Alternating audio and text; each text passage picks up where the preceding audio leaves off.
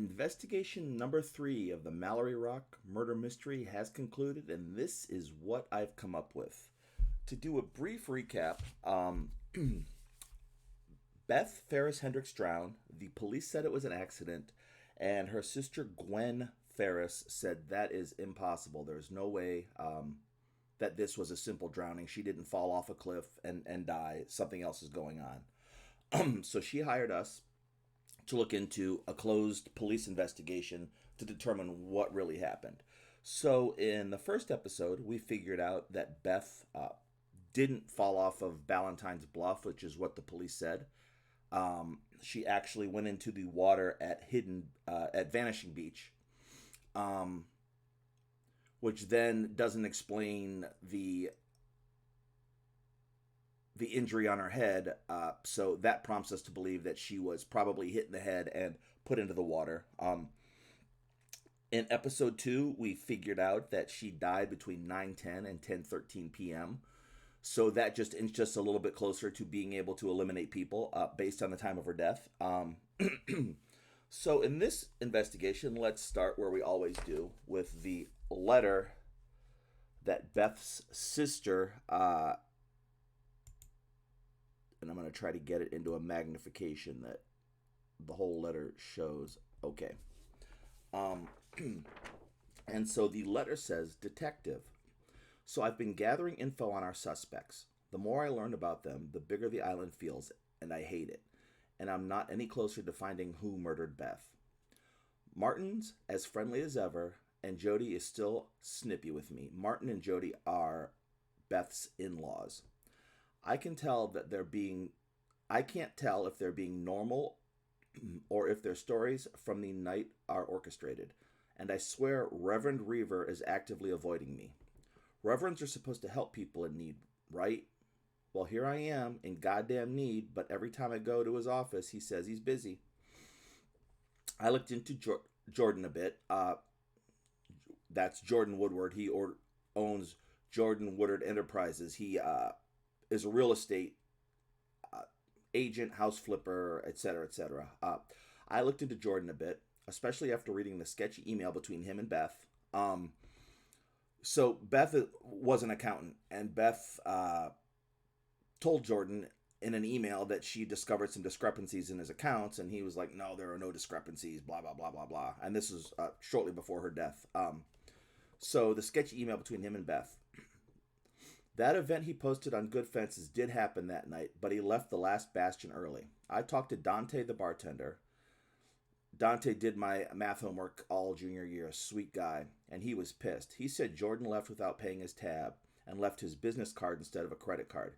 Maybe it's just classic slimeball behavior, but I'm putting a link to Jordan's website and a Good Fences Digest email on our desktop in case you can learn anything from them.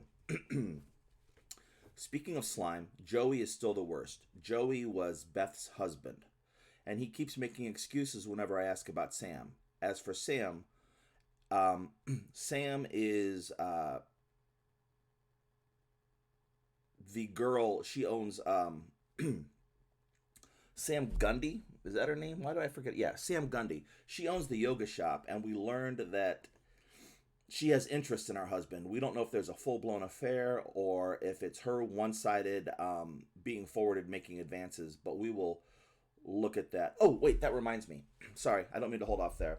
I said last episode I had scanned the wrong side of a necklace.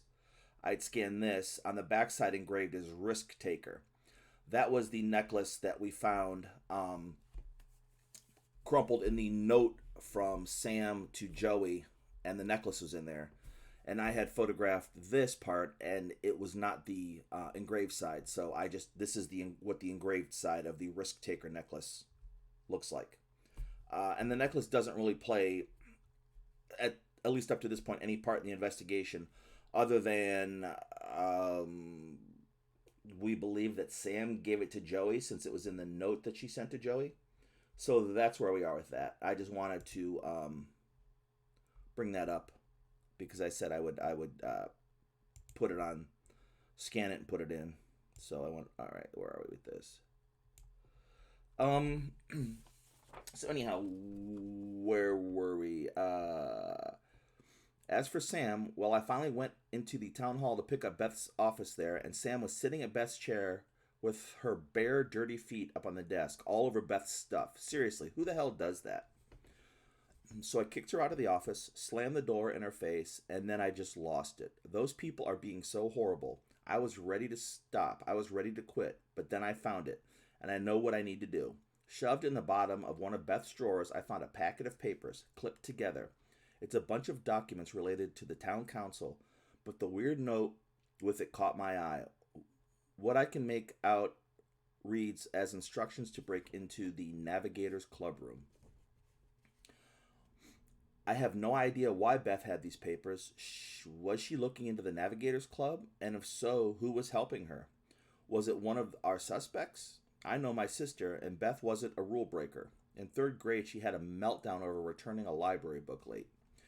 She must have known something was seriously wrong if she was planning to break in. I need to know what she knew. Who was she communicating with? And I think the way to find out is to follow the thread. I'm going to break into the Navigators Club, and I need your help. I know it's risky, and Sully would have a fit if he knew. Sully is Gwen, the woman who wrote this letter. Gwen's sometimes boyfriend, ex-boyfriend. He's also a police officer. I have to do something. You're the only person helping me, and I'm tired of being on this island while everyone else is living their normal lives. I'm trying to find the truth. I remember my dad saying the Navigators Club kept a spare building key outside. Our first step is finding where that key is. We can figure out the rest as we go. And then it says the password and the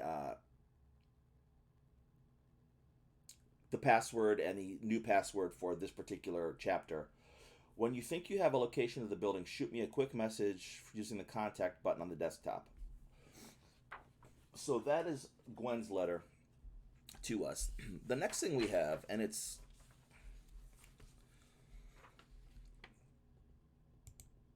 is the city council minutes, and I'm going to try to blow it up a little bit so that it may or may not be readable on the screen. And this is, I looked at it, I'm going to go over it. But I didn't really see anything in here that sort of applied to the investigation, although we get a little bit more about Reverend Clarence Reaver and his ongoing storyline or plot in this. So the agenda, well, the present, town manager Amandine Noga, town clerk Jennifer Sirocco, harbor master Christopher Ballantyne, Counselor Martin Hendricks, Counselor Beth Ferris-Hendricks, Counselor Stephen Ballantyne, Counselor Allison Bates Good, Secretary Samantha Gundy, who was tardy, and the guest was Reverend Clarence Reaver. So the agenda was to confirm the budget adjustment for Recreation and Parks Department, revisit discussion for issue Rutherford wastewater treatment plant renovations, vote on issue Rutherford wastewater treatment plant renovations, listen to issue Cora Reaver Memorial Scholarship raised by guest. The regular meeting of the Mallory Rock Town Council was called to order at 5:31 p.m. in the Edgar Mallory City Hall by Amandine Noga. Audio recording conducted by Samantha Gundy, transcription performed by Samantha Gundy. Recording begins at 6:03 p.m. So we're already... What's been happening has made us suspicious about Sam. So I don't know in the future if we're going to reveal that this transcript maybe wasn't transcribed properly. Maybe we're going to get an audio recording that doesn't match what the transcript says. I don't know. It's not in this, and there's nothing in these notes right now that really makes me suspicious of anything. So Samantha Gundy says, okay now. Stephen Ballantyne says, is it on now? Samantha Gundy says, yes, it's recording, go. Stephen Ballantyne says, please let the record show that Secretary Samantha Gundy was late to the called meeting for a third time this month. Sam Gundy says, just go around and give a summary of what I missed. Stephen Ballantyne says, damn it, Amandine, we can't keep letting this go. CB, who is Christopher Ballantyne, who is Stephen's brother, says, like father, like daughter, eh? Amandine Noga, who's the mayor, says, we're not going to waste any more time on this. Final thoughts on the renovations before we vote. CB, who is Christopher Ballantyne, says, yes, our budget just doesn't have the space currently to start the renovations. I'd love to see them get done. I just don't see a way for it now. BFH, Beth Ferris-Hendricks, our victim, says something that's inaudible. MH, Martin Hendricks, her father-in-law, says, Bethy, go ahead. So then Beth replies, I'm actually aware of our budget limitations. CB, Christopher Ballantyne, says, that's our numbers girl for you. To which Beth says, but I'm worried that this would be the second time we postpone this, and wastewater filtration has lasting consequences that we make worse every time we wait. JS, who's Jennifer Sirocco, says, agreed. There's, and then I guess Martin interrupts and says, that's a good point. We want to take care of our home, and it won't be a good look for the council if we seem to be slacking on that. And then ABG, who is Allison Bates Good, says that's true. Martin says, sorry, Jen, I cut you off. Jen says, oh no, that's all right. I was just going to reiterate what Beth said. So Stefan then says, still, part of taking care of Mallory Rock is making sure that we're not letting other things slip in the meantime. And I do see your point, but like Chris said, there's a hard line. There's just no money for it. We want to make sure we do it right. To which Samantha says, seems like certain people's idea of doing things right is just not doing them at all. To which Chris Ballantyne says, why don't you stick taking notes and leave the discussions to the people who vote? Okay, so that's the point, and we learned this earlier by looking at a list of the city council members, that Samantha Gundy is the secretary, but she does not get a vote. I guess the secretary is not a voting position. So that's what that comment was about. To which Martin says, hey, now let's stay on track. If we delay now, we might be able to use the next quarter to try and cut down on the costs. To which Amandine says, Martin, do you have ideas on how we could do that? Do you know anyone? And then Martin says, I'll put out feelers, certainly. Martin Hendricks is a contractor.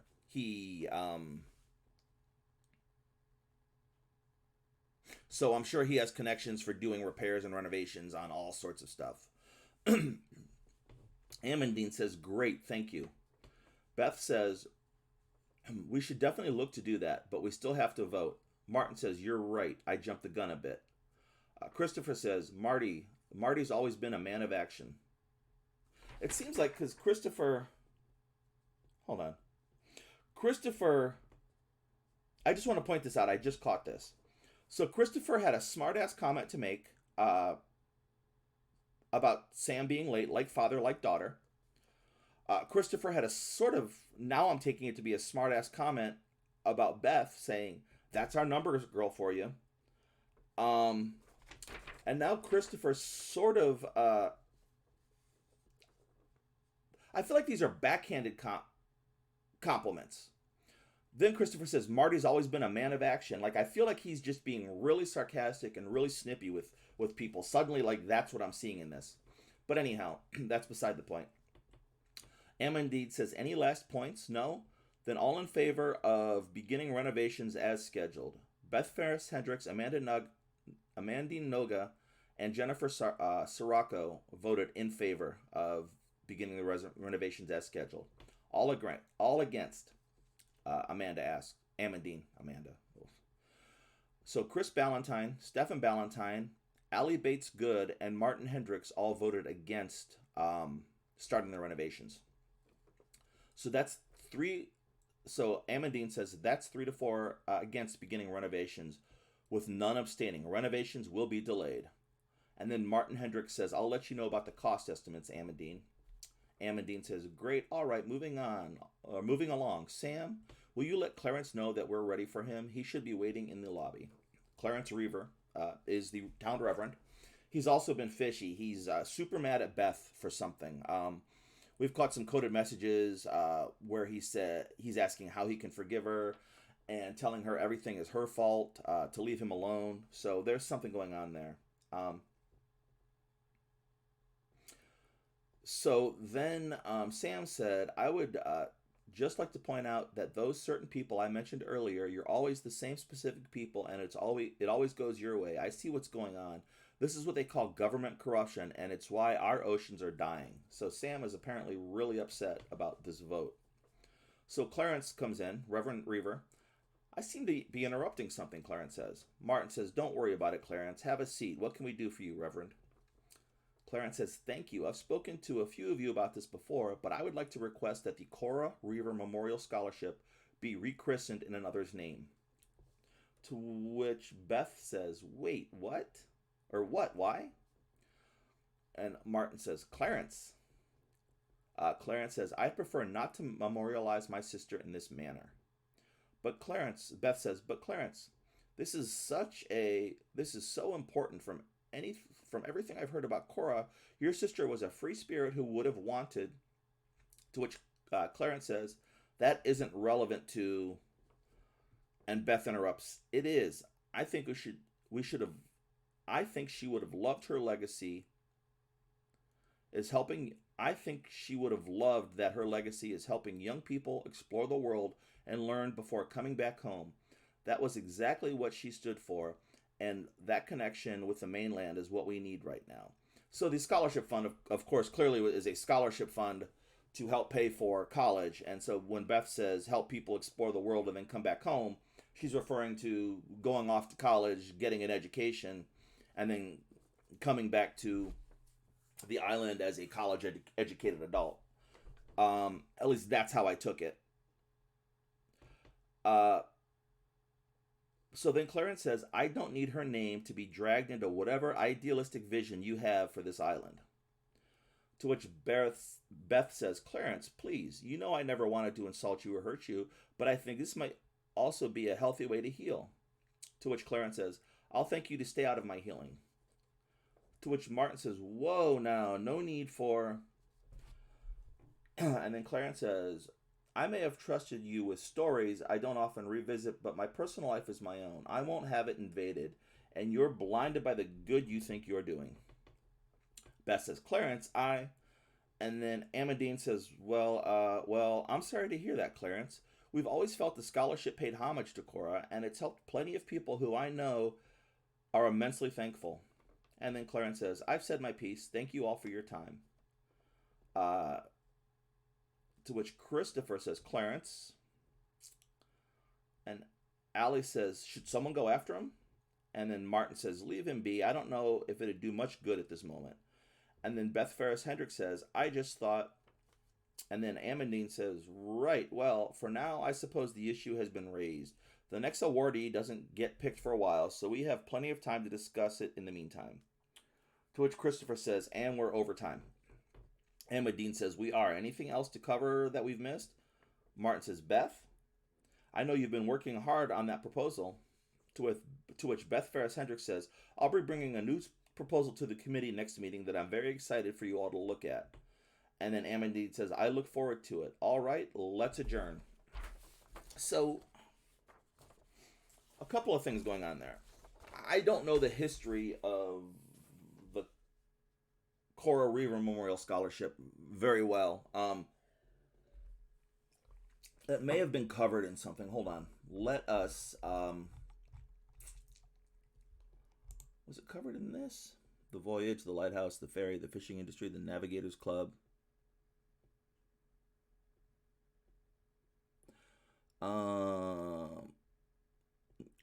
No, the sale of that Mallory Rock notebook, part of the money goes to fund the Cora Reaver Memorial Scholarship. But other than that, I don't know that we really have anything else to go off of. But we're starting to see that apparently the Reverend Reaver was annoyed about a couple of things. I don't know if this annoyance with the scholarship has anything to do with why he was mad at Beth. Actually, I do have an idea of what may have been bothering him, but we'll get into that in a minute. So the next thing in the investigation, once again, like I said, I don't feel like the city council notes did anything but maybe give us some flavor into some people on the island. But we'll see in future episodes if something doesn't come back to bite us in this. But as far as today's episode, there was nothing really that helped our investigation in those. So then we have this newsletter, and I'm gonna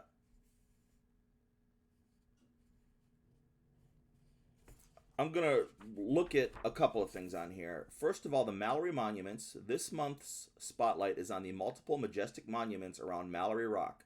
Though we see these in our daily lives, many of us are unaware of the origins of these lovely staples of our home. And it goes on to discuss an anchor that's by the White House, a mailbox that during demolitions to renovate the island and improve things, they tore down some property, some old houses, and they missed a mailbox, and now this mailbox is sort of a landmark. The Navigator sundial, it talks about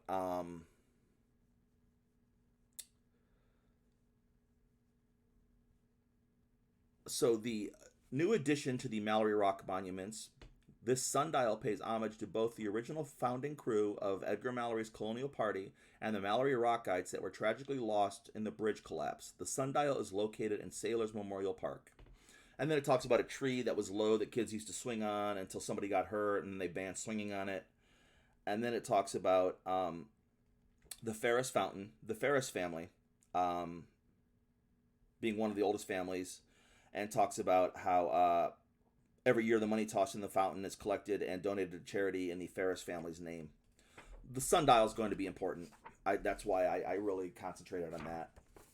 And then on the back, the Navigator's Corner, a bump in the road.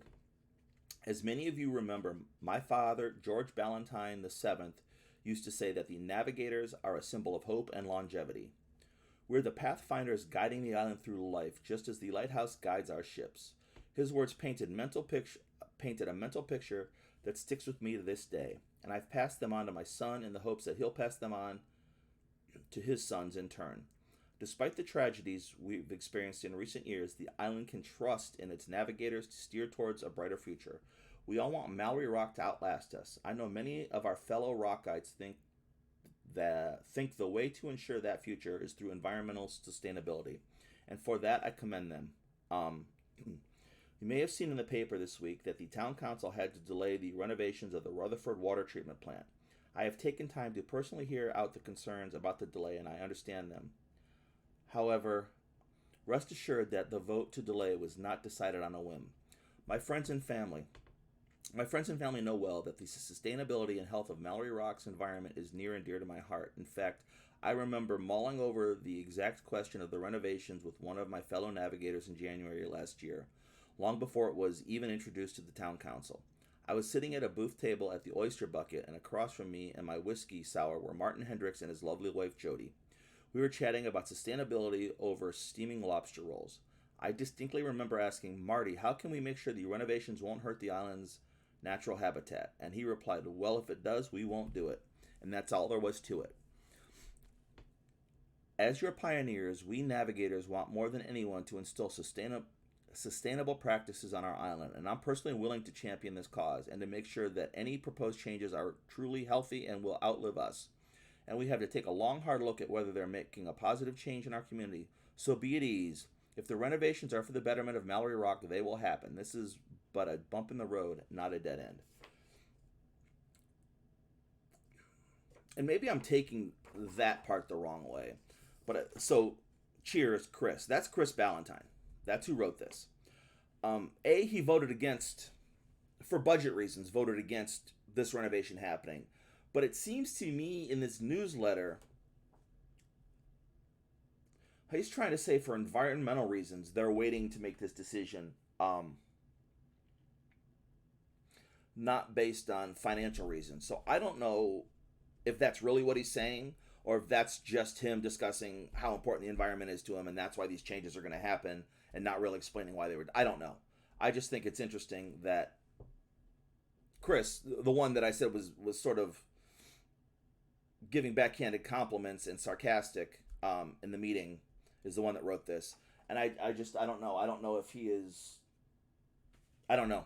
I don't know how to really take that. Um, so then they discussed the article.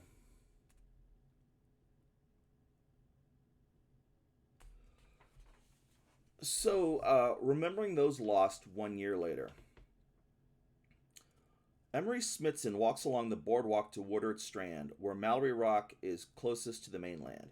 She lays down a bouquet of white lilies and spends a few minutes with her head lowered in prayer, just as she has every Sunday for the last year, every Sunday since the terrible accident that took her husband from her. It's been exactly 1 year since the collapse of Woodard Strand left 7 dead and 5 injured. The bridge, a joint project between the Mallory Rock Town Council and the state of Maine, was designed to connect our island to the mainland with the hopes of an economic boost. In early stages of construction, the bridge anchorage was placed atop the cliff chosen for the project, which could not hold the weight of the anchorage.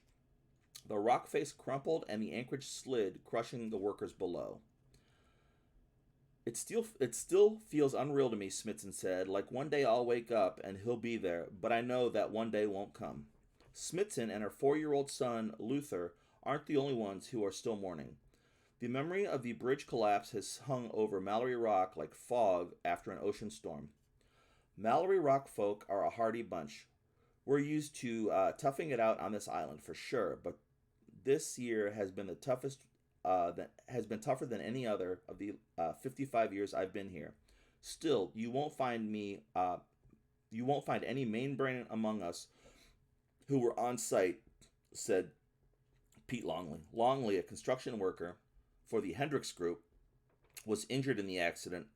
After 1 year, he's regained full physical health, but not all are so lucky. Joey Hendricks, Beth's husband, son of well-known town councilor, Hendricks Group CEO, and navigator Martin Hendricks, was the on-site foreman at the time of the collapse. In the accident, Joey Hendricks' left leg was crushed under rubble, an accident that still affects him to the day. So we've seen reference to Joey's mom, making reference to Joey's injury, and now we know that it happened when the bridge construction collapsed and pinned his leg underneath the rubble. No one has felt the tragedy of the collapse more than the Hendricks family. It hasn't been easy, no, and it won't be easy for a very long time, said Jody Hendricks, Joey's mother. I try to focus on healing. This isn't well known, but Edgar Mallory's favorite saying in times of trouble was, through hardship to the stars. I try to remember that when I think of those we lost. Mallory's words are an important reminder for all of us on the island. When we remember those who are no longer with us, we'll remember them for who they were, our friends, family, and above all, true blue Mallory Rockites that persevered through adversity. Those boys died trying to make Mallory Rock a better place for their kids, and said local ferryman Benny Howard. Might not have been the right way to go about it, but their hearts were in it. I'll always remember that. I think it's kind of funny that he's sort of saying building that bridge may not have been the right way, because he's the ferry captain, so he doesn't want anybody to take a bridge. He wants everybody to pay to take the ferry. So that's sort of just a little funny comment, I think, from him. Mallory Rock will too. The Navigators Club has donated money to the town council to build a memorial sundial, which has been newly erected at Sailors Memorial Park. On it, the names of, and that's really it. And then it's an article on the other side, or actually, the cutout was the article discussing the delay in the sewage treatment plant. The plans to renovate the Rutherford wastewater treatment plant have been delayed due to budget constraints, the Mallory Rock Town Council announced last Friday. Renovations of Mallory Rock's sole sewage treatment plant have been in discussion since August of last year, The renovations would not affect Mallory Rock's usage of water, but would significantly lessen the amount of pollution discharged into surrounding waters. This issue was first raised by Mallory Rock Society for Environmental Sustainability and Protection (SESP), which has since been continually advocating for renovations. The Rutherford plant cannot be a second priority. It cannot be a third priority. It has to happen now, and it has to happen quickly, said Harper Jones, president of the SESP. We are destroying the same wildlife habitats that we depend on to live. Facility manager Bradford Rutherford defers to the city council's decision. I do think we have to address the pollution at some point, but I trust the navigators and the councilors to take care of this, said Rutherford. They've always served us well, and there are more factors at play than just money. The actual logistics of the renovations are nothing to sneeze at. The inspection said that the land we're on right now, might not even be able to handle major redos due to excessive karst. The town council has not given further detail into the budget constraints that resulted in the delay, or has it provided a date the renovations are expected to be considered again. So I don't know what is karst. Now I'm curious. We're gonna call an audible here, because I am not familiar with that word. Karst. Landscape uncertainty by limestone. Landscape underlain by limestone, which has been eroded by dissolution, producing ridges, towers, fissures, sinkholes, and other characteristic land. Okay, well, that makes sense. So basically,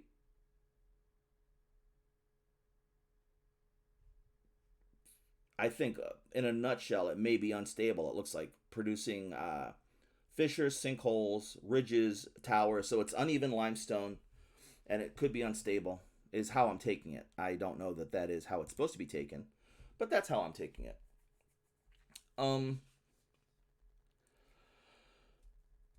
So there's an important part, going back to the bridge article, there's an important part in that article that we'll get to later, because I didn't catch it at this point. I didn't know that it was important. Next, we get to this flyer that has this code on it. And, that's, what do we do now? That's an interesting code. They did give us, how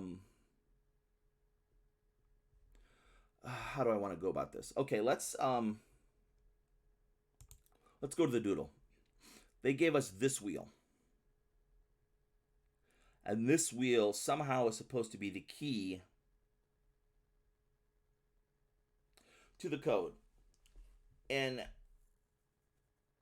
in my assumptions, 12 months, 12 zodiac signs, and that's what I was going with, and I wasn't really paying attention to this.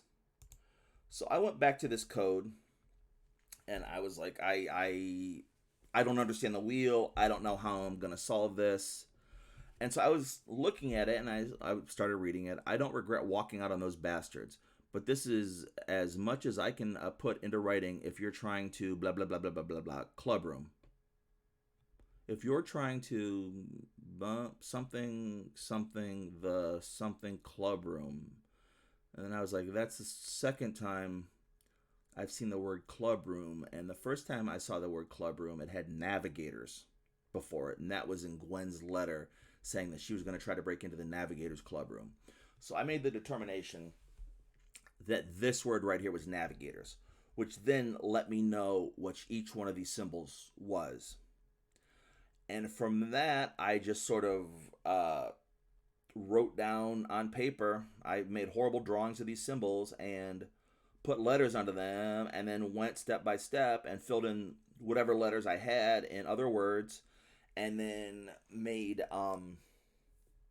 saw what was left, and then filled in the blanks. And slowly but surely, as I got through this, I filled out the whole thing just based on this being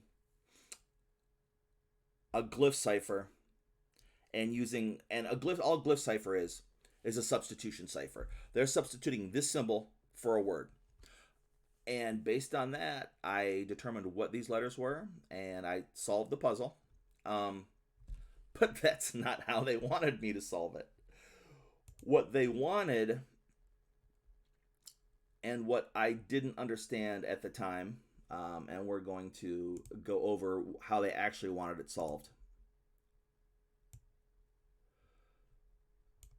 But what we need to do first is understand that there are 13 zodiac symbols here. What? 13 zodiac symbols, but they're only 12 months. Ha ha ha. Guess what? Up here, they told us that there's a 13th symbol. And it's from a very specific time.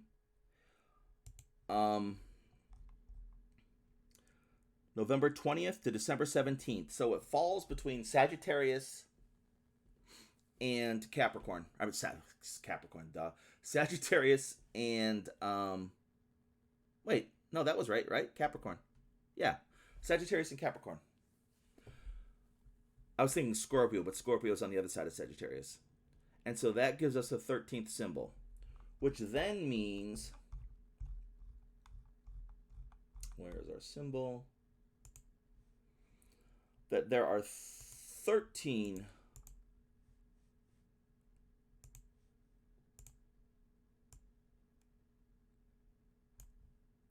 and so if you start with here, okay, so what they wanted was there are 13 of these.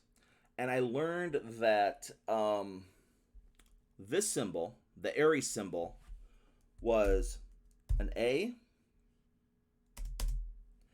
and it was an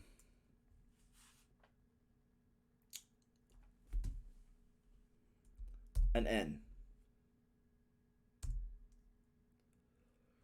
So then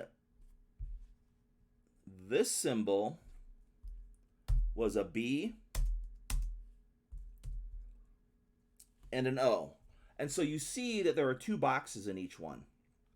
So the first box is 1 through 13, the letters of the alphabet.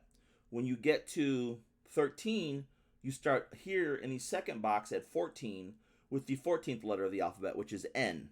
And you go around, and when you get done, you have 26 letters for 13 zodiac signs. And so in our code, that sort of which letter do you use? How do you know which one? If it had a 2, you used the second box in the wheel. So that means that where are we? So right here, we know that that Aries sign is an A, and Aries 2 is an N. So N-A-V-I-G-A-T-O-R-S, Clubroom. So that is how you do the solution to this code. And I think it's kind of cool. I really liked it. It was a pain to have to, as I worked out my way of doing it and not using this wheel, it was a pain because I literally tried to write every one of these little symbols down as the words portrayed them on here. And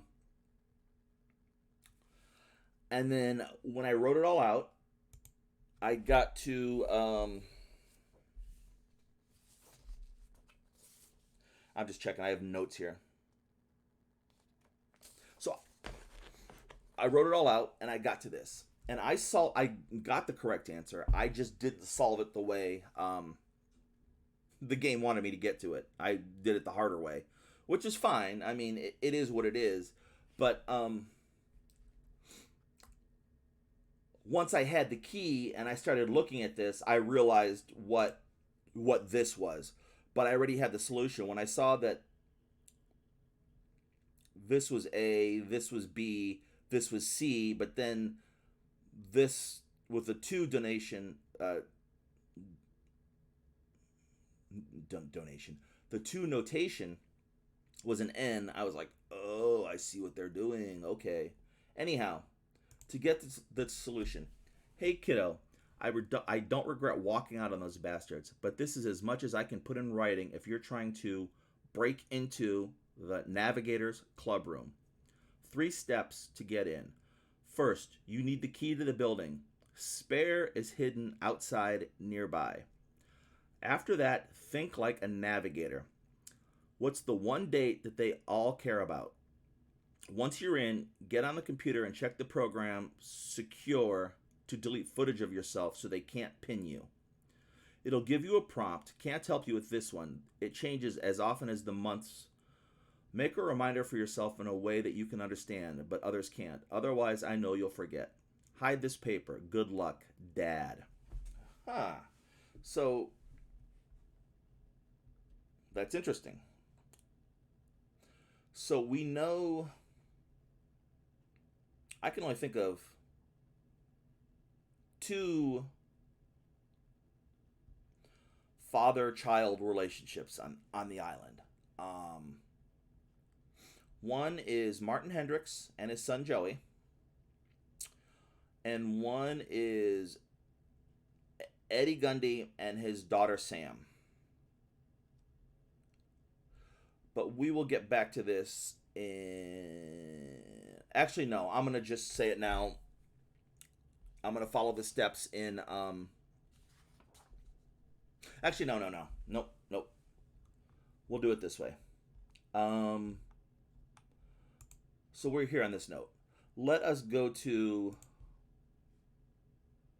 We don't need that anymore. Let us go here first.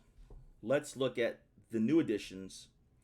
We've already looked at all these Good Fences posts. That was from last month. The monthly digests are the interesting part. And unfortunately, I cannot really make them any larger. I should have printed them and I didn't. And that's my fault. But some of these are important. Squirrels keep breaking into my house. Tired of it. So, Marcella, and the name isn't important. I bought this house around 2 years ago, and without fail, at least once every 3 months, squirrels find their way into the attic. I've tried spraying, patching, trapping, everything. I even got a cat. Rip Mrs. Wolf. They keep getting in. I have nothing against squirrels, but this is my house, not theirs. They have so many trees to choose from. I bought this place fair and square. At this point, I'm desperate. Does anyone have some sort of a miracle solution to keep them out? Sorry about your squirrel problem. You named your cat Mrs. Wolf? We had the... Rhoda says, we had the exact same problem for around half a year, and you know what we all figured out? Part of the roof the renovator seller picked out before we bought the house was made of cheap wood. Any chances you bought from JWE? Once again, Jordan Woodard Enterprises. Holy moly, yes. And speaking of, I had a problem with the countertops Jordan picked out as well. They definitely aren't granite like he said. Well, that's incredibly annoying. And so it cuts off. But the way this works is the next one is just picking up right where that one left off.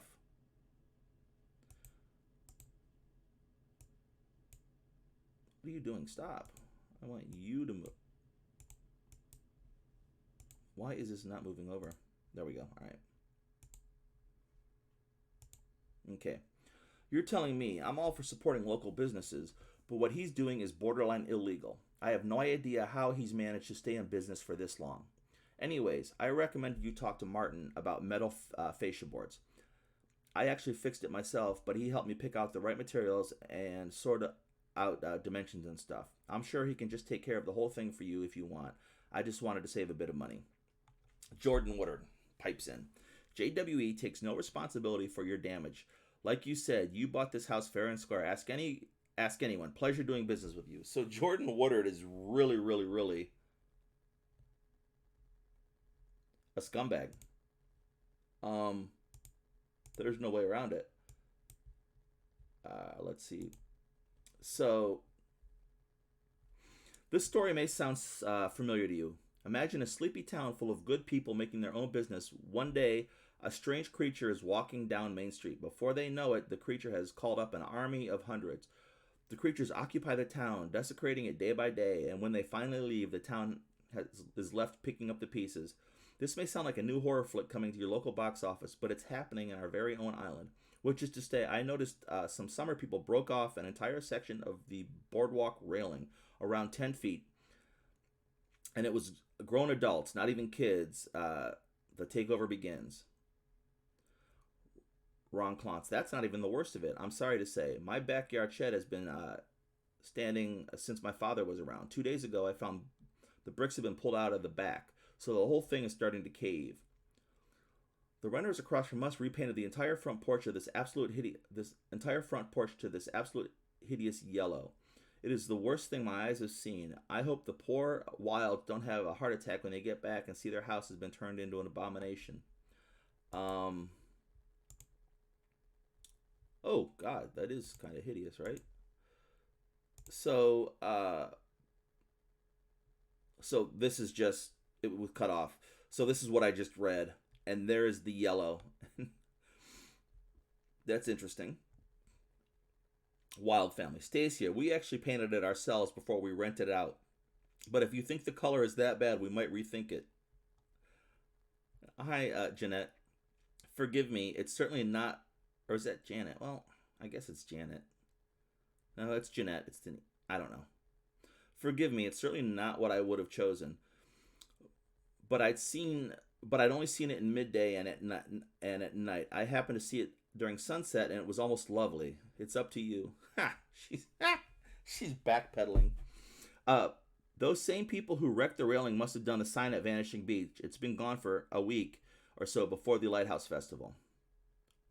That's very interesting. I think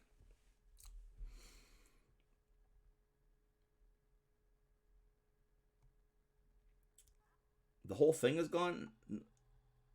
Okay, so Franklin M is saying they must have done the sign at Vanishing Beach. It's been gone since a week before the Lighthouse Festival. Dan Short is asking Franklin M, the whole thing is gone? And then Ron, who was talking about his bricks being missing, says not all the bricks, but a good half of them. I would say about 13 or more bricks. And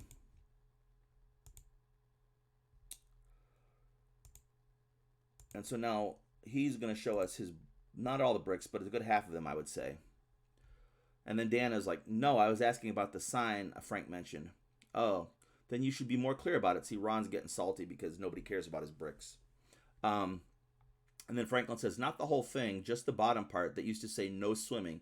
It was a loose 2x4, easy for some drunkie to break off for a souvenir. All right, I'm going to call it right now. That is the murder weapon. That's too much of a coincidence that the sign at Vanishing Beach, that a 2x4 is missing from it a week before the Lighthouse Festival, which I believe is also around the time that Beth disappeared, or died, not disappeared. So I'm going to say right now that I feel like that may be the murder weapon. I made a post about this earlier. I reported this to Sully a week after the Lighthouse Festival. Evidently, it's still not fixed. That's interesting. And then Greenfin parked in my spot, NB Pier 3, North Beach Pier 3. So, was that 4? Yeah. So now we're on 5.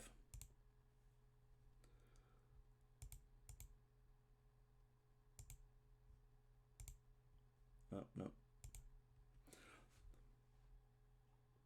There's a Greenfin Almeida tied to my spot on the pier, North Beach Pier 3. Does anyone know who owns it? Because 1, it's a very fine vehicle and I'd like to congratulate them, and 2, it's got to move before Saturday or I'll have to get it towed. Eve Journey. If you can find the owner, I'll gladly take it off your hands. If you can't find the owner. Nice try, kiddo. Wait a minute. Kiddo. That's how our coded message was started. Kiddo. So now I've decided that my assumption is this note is from Eddie telling his daughter, Sam, how to get into the Navigators Club. That's where I am with this. And then they start doing stupid puns related to whatever. But that was the whole point I was trying to get to, was A, that Jordan Woodard is a slimeball real estate investor, house flipper, whatever. So once again, we're adding more stock into Jordan Woodard just being straight crap. But also, that sort of tells us that Eddie is helping Sam get into the Navigators Club. We don't know why yet. Maybe we'll find out. I want to go back to one more thing because I didn't really pay attention to it or touch on it. But what is going on in this doodle? Like, this was in a packet of papers that was in Beth's desk. So is this Beth's doodle? Because this is Sam and Eddie's note. I don't know how Beth got a hold of it. So I don't know. But I'm going to assume that's Edgar Mallory. Excuse me.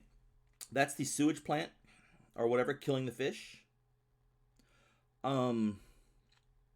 That's Mallory's crew with someone crying in jail. Like, I just don't. But there's like a meditation. That's not. I don't think that's Buddha. I feel like this is more of a. I don't know. But so I'm really confused about who made this drawing, and I'm hoping that we get to the bottom of it. But that's just, I don't know. Don't know. So now we are back on this. The JW Enterprises website. JWE is owned and run solely by Mr. Jordan Woodard, premier Mallory Rock real estate owner, investor, and developer, entrepreneurial mogul, and philanthropist. Mr. Woodard is renowned for his streamlined efficiency, top-notch values, and keen design eye, which all lend to his great success in property renovation projects.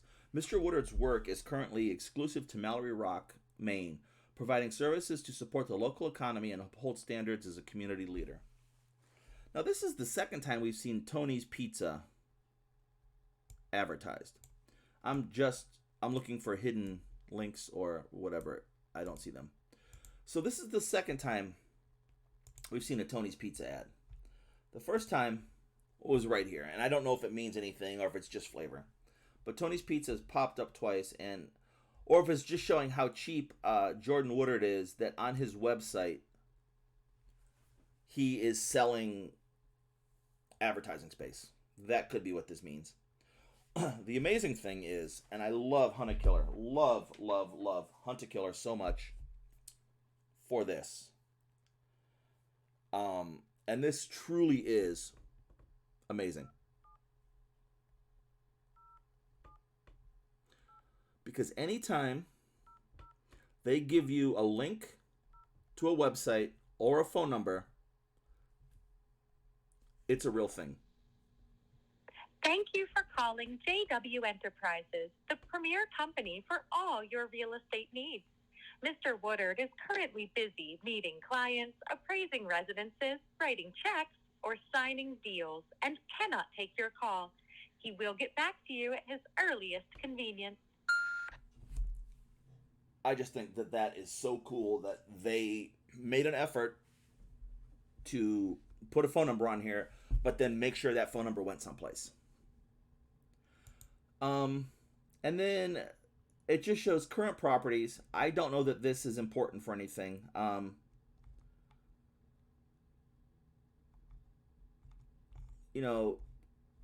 Just current properties and pictures. And I don't know if I'm missing something, and maybe I'll have to come back later and take a look at something. But I really just think, I mean, she gave us the website, right? I don't know. I just don't know what it wants me to do. I don't understand. Okay, so he owns part of the Rock Lounge and Louis' Lobster Pound. And once again, I don't know if, I just don't know. I don't know if there's,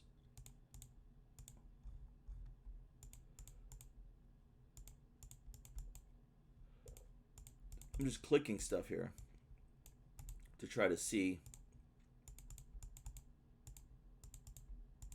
if there's a clickable link that's hidden on here or something. And it's not really doing anything. So I don't know. And then the reviews, and of course they're going to be good. They're on his website. So anyhow, that's just a look at Jordan Woodard Enterprises. And along with Jordan Woodard Enterprises, let's talk about this. This is the night that Beth died. Jordan Woodard was hosting a night, whatever, at the Last Bastion, a community gathering, a sales event, whatever. And this says that JW skipped out on his tab again. Do not serve until he pays. Watch for when he gets a call and steps outside. So he left the bar hanging for a $40 tab.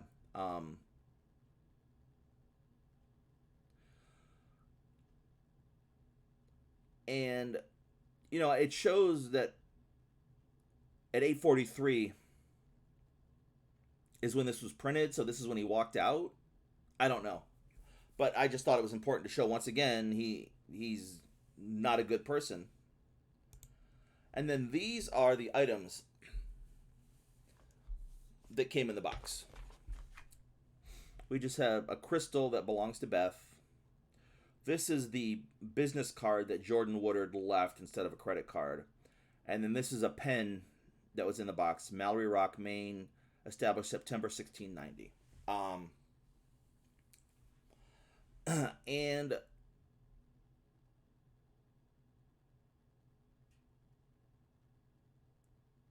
so to get to the solution, to break into the Navigators Club, 3 steps to get in. First, you need the key to the building. The spare is hidden outside nearby.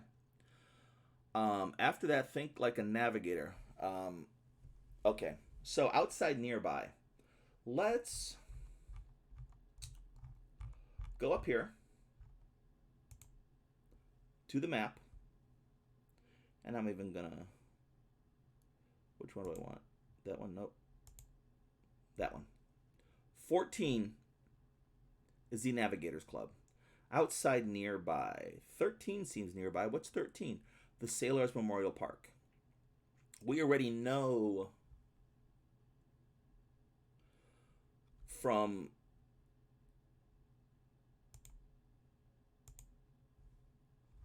that newspaper article, not the newspaper article, the flyer, that the sundial was placed at Sailors Memorial Park. So then it occurred to me, and I don't know if this was intentional, if this was part of the solution, that this is sort of laid out like a sundial, and there are keys on it. And I don't know if that was intentional or what have you. So I emailed Gwen, because if you look at the map again, outside nearby, which means they need a place. They want you to tell them a place where you can find it. And I don't think these places aren't really marked. This is the only place with a name that's marked, the Sailors Memorial Park. And so it made sense to me that the sundial must be the answer. It just has to be the answer. So I emailed Gwen, and I said it's on the sundial, thinking that the key was part of the sundial or whatever. And that's not entirely the case. However, what she did email back to me was that she found it. The key was right where you said it would be. The stand of the sundial has a little hole in it, and the key was hidden there. So it wasn't on the sundial, it was in the sundial. There's no way anyone could find out unless they knew to look closely. We're in uncharted waters now. I've unlocked the front door, and I'm inside the building, but the clubroom door is locked with a numeric code. The code we're looking for is 6 digits. Do the instructions say anything about that? Shoot me a message, subject door closed, with 6 numbers. Okay, and the instructions did say something about that. It asked what was... I'm going to go to the translation. What's the one date that they all care about? Well, the one date they all care about is the founding of Mallory Rock. That's what they're all about. Mallory Rock, Sir Edgar Mallory, when he got there, etc., etc. And we know from what we've looked at that the only real date that we've seen that's going to give us 6 digits is on the pen. September 09 1690. So I emailed her and I said 09 1690, to which she said, "You're right, I'm in. Of course the code is the date of Mallory Rock's founding. The navigators are obsessed. Okay, last step, stay with me. There's a security camera looking straight at me. It's the same kind we use at the hotel, so I know I can turn it off if I can access the security camera program. I'm looking at the program on their computer, but I can't get into it unless I enter the right passphrase. Here's the passphrase prompt. In tempore tribulant. Any chance you can figure it out? If we don't turn it off, it won't be long until someone catches me here." And then send her the thing. So I'm going to tell you that at first I went about this the wrong way. In tempore tribulant. I thought, okay, wait. We saw that. We saw that in the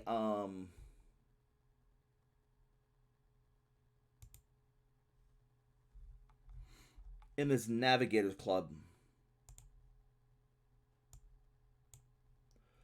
In tempore tribulant, or times of trouble.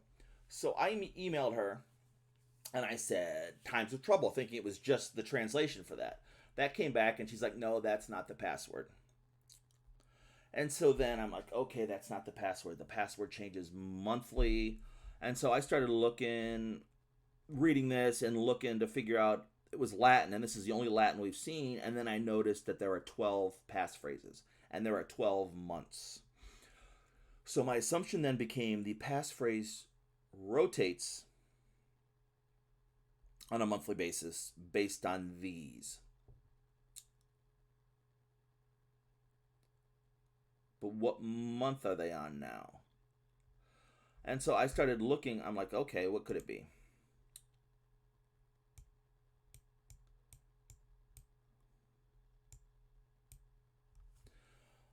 And then I realized that in the newspaper, I'm reading these. Go to the stars. What? Wait, I've seen that before.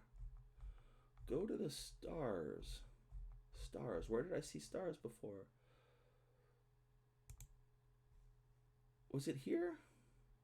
Now I'm going to tell you that it was in this. I remember but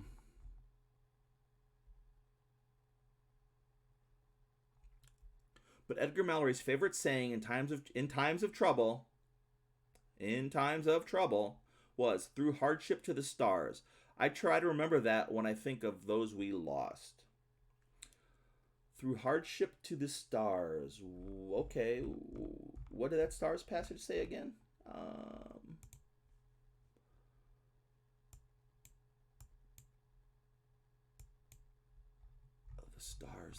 The stars. Go to the stars through the rough. So I decided, once again, in times of trouble, that's what, in tempore tribulant, in times of trouble, go to the stars through the rough. Ad astra per aspera. So I emailed Gwen and I told her ad astra per aspera, because my Latin is so swift and smooth. And Gwen emailed me back and said, what? She said, "You've made this slide too large." No, she didn't say that. All right, where are we at here? Come on. Just cooperate with me. I'm going to figure this out yet. All right, we do need to go smaller a little bit. Fine. That was it. I got it in the program and shut off the camera. Nice work. I skimmed through the footage archive. The camera seems to be motion activated. It caught me coming in, but I deleted the footage. Nothing else in the archive seems unusual, but there's a folder saved outside labeled SG, wait to use. And it has just one video on it, which I'm attaching. You should watch it before doing anything else. It's from the night Beth died. That's Sam Gundy in the footage. So it was Sam that broke into the Navigators Club, not Beth. Damn, I really thought I was onto something. So we figured that out already. We knew that the letter was from Eddie to Sam, the coded note. So that's not a surprise to us. If Sam was in the club room from 9 to 10 p.m. on that night, she's definitely not Beth's murderer. This wasn't a lost cause, though. I found something with Beth's name on it in the first drawer. I opened, attaching a photo of that, too. It looks like a proposal she's putting together, but why is it here? There's so much to figure out. I still don't think we have enough information to figure out the Cora folder, and we still have 5 suspects. I'm going to look around a bit more and then get out of here. I'll send you what I find. And she sent us a link to Sam's alibi video and the proposal from Beth. So let us... This is Sam's alibi video. We see she gets there at 9:02. And she's walking around. And I'm going to say clearly she didn't get into the computer. It's a motion. So it's going to go black, not because footage is missing, but because it's motion activated. And she can't figure out how to break into the computer. So we know that that's why this video footage wasn't erased. She didn't get in. Not that there was anything in there except for this video. Now she's clearly looking for something, and we don't know what.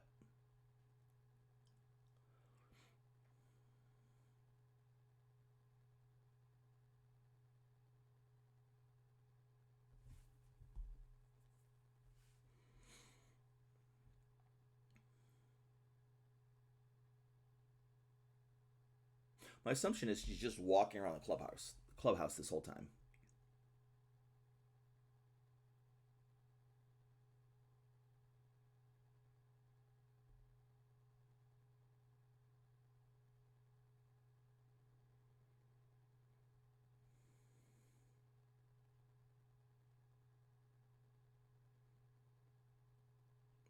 And that's where it stops. Now Gwen said if she was in the clubhouse between 9 and 10, she couldn't have done it and is giving her an alibi. But we know that it's possible that Beth could have died up until 10:13. So this is 26 minutes between now and the time Beth died. Are we saying that she could not have gone and killed Beth in the next 26 minutes? I don't know. I mean, I guess the story's telling us that Sam didn't do it. So we're going to go with that. And then the other link brought us to this, which is Beth's proposal. And that's all sideways. So I edited it and flipped it. And what Beth is trying to do, apparently, is build the bridge again. Proposal for a new committee, the Bridge Revitalization Special Committee, put forth by Beth Ferris-Hendricks. And so is this why Beth died?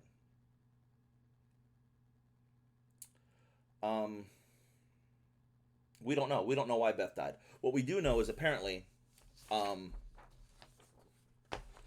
whole Sam story is a red herring, meaning it was put in here to give us flavor, to give us something to do, but in the end, it amounted to nothing. At least that's the way it's appearing now. Now, maybe we find out that Sam was up to something, and that's important, but we know that Sam didn't kill Beth. And that's where we're going to leave it for now. I am going to order the next box in the next couple of days, and when it gets here, we will have another unboxing video, and we will see what else we can figure out. So we know that Sam didn't kill Beth.